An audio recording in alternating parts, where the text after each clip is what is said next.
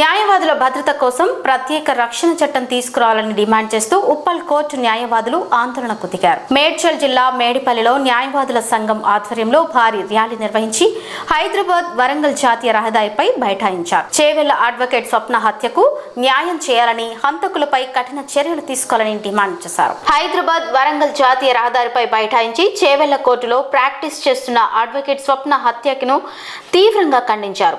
మొయినాబాద్ మండలం కేతిరెడ్డిపల్లి గ్రామంలో భూతగాదాల కారణంగా సొంత కుమారుడే గొడ్డలితో నరికి అడ్వకేట్ స్వప్నను హత్య చేయడం అత్యంత దారుణమని న్యాయవాదులు ఆగ్రహం వ్యక్తం చేశారు. తన ప్రాణాలకు ముప్పు ఉందని మృతురాలు ముందుగానే ఫిర్యాదు చేసినప్పటికీ పోలీసులు నిర్లక్ష్యం వహించారని, అదే ఆమె ప్రాణాలు కోల్పోవడానికి కారణమైందని ఆరోపించారు.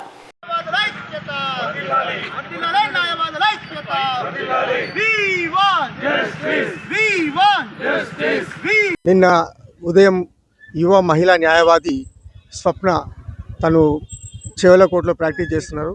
She was very sincere. ఆమె సొంత ఆస్తికి సంబంధించి ఆమె సవతి సోదరుడు పగబట్టి ఆమె పైన 3-4 సార్లు అత్యాయత్యం చేసి ఉన్నాడు. ఈ పరిస్థితుల్లో ఆవిడ పోలీసు వారిని ఒక 3-4 సార్లు అప్రోచ్ అయ్యి అన్ని విషయాలు చెప్పినా కూడా పోలీసు ఎలాంటి రక్షణ చర్యలు చేపట్టలేదు. నిన్న ఉదయం ఆమెను అతి క్రూరంగా కిరాయి గుండాలతో కలిసి తన సోదరుడి హత్య చేయడం చాలా బాధాకరమైన విషయం. ఇటు విషయంలో పోలీసు వారి ఇన్యాక్షన్ చాలా కొట్టొచ్చినట్టు కనబడుతున్నది. కాబట్టి ఈరోజు రాష్ట్రం అంతటా న్యాయవాదులందరూ కోర్టులను బహిష్కరించి స్వప్న మృతికి సంతాపం తెలియజేస్తున్నాము. అలాగే న్యాయవాదుల చట్టాన్ని అమలు చేయాల్సిన అవసరం ఎంతైనా ఉందన్న విషయం ఈ సంఘటన ప్రూవ్ చేస్తున్నది.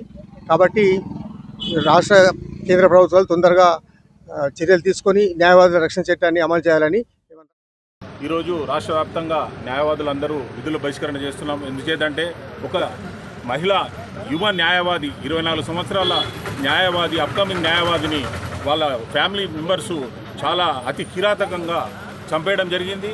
ఆమె భవిష్యత్తులో ఎంతో పైకి రావాల్సిన న్యాయవాదిని చంపేయడం జరిగింది. పోలీసులకు కంప్లైంట్ ఇచ్చినా కూడా నిర్లక్ష్యం వ్యవహరించినట్టు తెలిసింది. మహిళా న్యాయవాదులకు రక్షణ అసలు వాళ్ళు న్యాయవాదులు రావడానికి భయపడుతున్నారు. అందుచేత వెంటనే న్యాయవాదుల రక్షణ చట్టాన్ని తేవాలని, ఆమెను చంపినటువంటి వాళ్ళ మీద కఠినమైన చర్య తీసుకోవాలని ఆల్ ఇండియా లాయర్స్ యూనియన్ తరఫున మేము డిమాండ్ చేస్తున్నాం. న్యాయవాదుల ఐక్యత.